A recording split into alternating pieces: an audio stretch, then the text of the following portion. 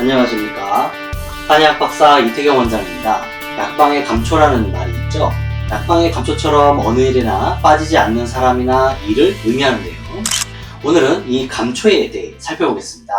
감초는 콩과식물입니다. 잎이 콩과식물의 전형적인 모습을 보여주죠. 감초는 국로를 비롯한 다양한 이명이 있고요. 보통 그냥 감초라고 부릅니다. 감초의 기미와 주치를 보겠습니다. 감초의 기미는 모든 의서에서 간평입니다. 실제 맛도 달달하고요. 한열의 편차가 별로 없어서 평입니다. 감초의 주치에서 해독을 뺄 수 없는데요. 연결되는 내용으로 모든 약을 조화롭게 만든다는 내용이나 모든 급박한 것을 해소해준다는 내용이 있습니다. 급한 것을 해소해주는 내용을 특징으로 해서 약징에서는 감초의 주치를 급박으로 보았습니다. 후대로 오면서 생으로 쓰는 것과 감초를 부어서 쓰는 것으로 나뉘는데요. 생용은 주로 열을 끄는 작용, 자용은 따뜻하게 하는 작용으로 구분됩니다. 감초의 현대 연구를 보겠습니다. 감초는 매우 알려진 한약재라 연구가 굉장히 많습니다. 유효 성분으로 크게 세 종류로 말하는데 이 외에도 많고요. 양 연구를 보면 부신피질 호르몬 작용, 스테로이드죠. 스테로이드처럼 작용한다는 거예요.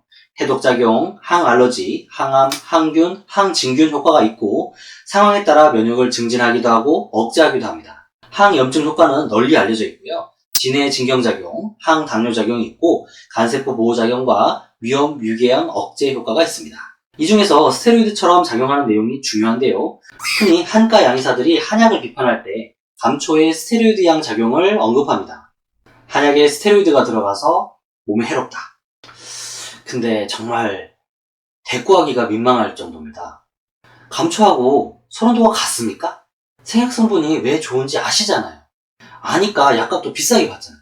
공장에서 찍어내는 반감기를 갖는 스테로이드와 생약의 스테로이드 성분은 체내에 독성작용, 영향을 미치는 시간, 작용시간, 다른 약과의 상호작용이 현격히 다릅니다. 공부 좀 하세요. 공부 좀 하시고 환자들한테 겁을 주셔야죠. 스테로이드 제제를 사용할 때 부작용 또는 중단했을 때의 금단 증상이 감초에서는 전혀 없습니다. 간단히 처방을 보겠습니다. 감초가 들어가는 처방은 정말 많습니다. 처방의 바이블이라 할 수 있는 상한금기에도 정말 많은데요. 감초의 특징을 알 수 있는 딱 두 가지 처방만 보겠습니다. 감초탕은 상한론 처방으로 감초를 단독으로 인통했습니다. 그런데 안 나서면 예전에 길경편에서 보았던 길경탕을 씁니다. 감초탕을 경학전서에서는 소화의 철부에도 쓴다는군요. 감맥대조탕은 금계혈약 처방이고 감초, 소맥, 대조를 쓰는데요. 증상이 부인 장조로 정신병 증상이 나옵니다. 그래서 의존근감에는 장조증의 증치로 쓸 수 있다고 했는데 그래서 감맥대조탕은 정신질환 환자에게 사용되곤 합니다. 상한론에 감초를 중요하는 처방을 보면 약증에서 언급한 급박이랑 잘 어울립니다. 하지만 후세방으로 가면 급박보다는 조화제약하는 의미로 들어가는 경우가 많습니다. 간단한 민간 활용과 주의사항을 살펴보겠습니다. 감초는 민간에서 다른 약재와 함께 넣어서 많이 쓰는데요. 피부 염증의 감초, 금은화, 연교. 연교는 개나리 열매를 말린 것입니다. 이 연교를 달여서 환부를 씻어도 되고 복용해도 된다고 합니다. 인후통에 감초 길경을 1대 4 내지 5 비율로 끓여 먹을 수 있습니다. 이게 길경탕이라고도 하고 감길탕이라고도 하는데요. 주의사항인데요. 감초는 장기간 다량 사용은 전신부종 및 혈압상승, 사지무력 증상을 나타낼 수 있습니다. 체내에 일정 이상의 농도가 올라가면 나오는 반응으로 적정 용량을 사용했을 때는 사실 거의 부작용은 나타나지 않습니다. 이 감초는 스테로이드 호르몬 양 작용이 있습니다. 다른 양리보다는 이 작용이 좀 중요한데요.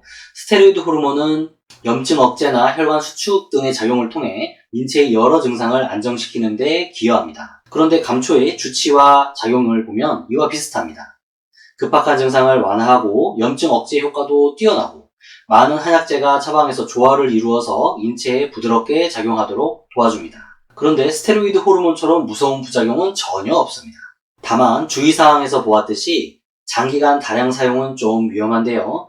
흔히 나오는 부작용이 부종이에요. 붓는 거죠. 감초는 민간에서 활용을 많이 하는데 평소 잘 붓거나 혈압이 좀 높거나 콩팥이나 간에 좀 문제가 있는 경우에는 좀 피하는 것이 좋습니다. 이 감초는 워낙 광범위한 효과가 있어서 한 문장으로 만들기가 좀 어려운데요. 이 정도로 한번 정리해 보았습니다. 감초 one sentence. 감초는 인체의 체액과 조직의 급격한 변화에 대하여 완충작용을 한다. 두 단어로 추락해 보겠습니다. 급박, 완충. 경청해 주셔서 감사합니다.